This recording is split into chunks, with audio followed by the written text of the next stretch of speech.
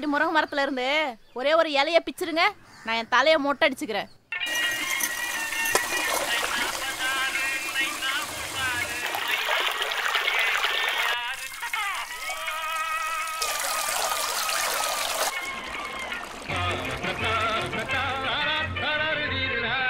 பாட்டி காம்பவுண்டில் விழுந்த பந்தையெல்லாம் திருப்பி கொடுத்துருவாங்க. ஆனால் கொடுக்கும்போது காதை திருவாங்க பாருங்க.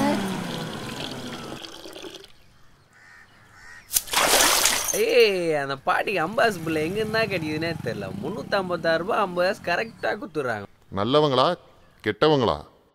இதுக்கு நான் உடனே தீர்ப்பு கொடுக்குற அளவுக்கு நான் ஒரு சாலமன் பாப்பையா கிடையாது. தண்ணி உலகம் ஆரம்பிக்கும் போது எவ்வளோ இருந்துச்சோ அதே அளவு தான் இப்போவும் இருக்குது. தண்ணீர் மறுஉபயோகம் அப்படிங்கிறது கிட்டத்தட்ட நம்ம தண்ணீரை மறுபடியும் கிரியேட் பண்ணுற மாதிரி ஒரு மிக அற்புதமான ஆட்டோமேட்டிக் ஆறாமலே விஷயம். இப்போ நம்ம ரேவதி பாட்டியை பார்த்தோம் அப்படின்னா, சுல்தானை காஞ்சி கிடக்கும்போது குதிரை கேட்டு தான் குலோப் ஜாமுன்ற மாதிரி எங்கேயுமே தண்ணி இல்லை, அது எப்படி இன்னும் கொஞ்சம் எஃபிஷியண்ட்டாக யூஸ் பண்ணலாம் அப்படின்ற மாதிரி இத்தினோடு தண்ணி எடுத்து 2-3 விஷயங்களை அவங்க பண்ணுறாங்க. ஸோ என்னோட தீர்ப்பு, ரேவதி பாட்டி இஸ் எ ஃபேண்டாஸ்டிக் பாட்டி.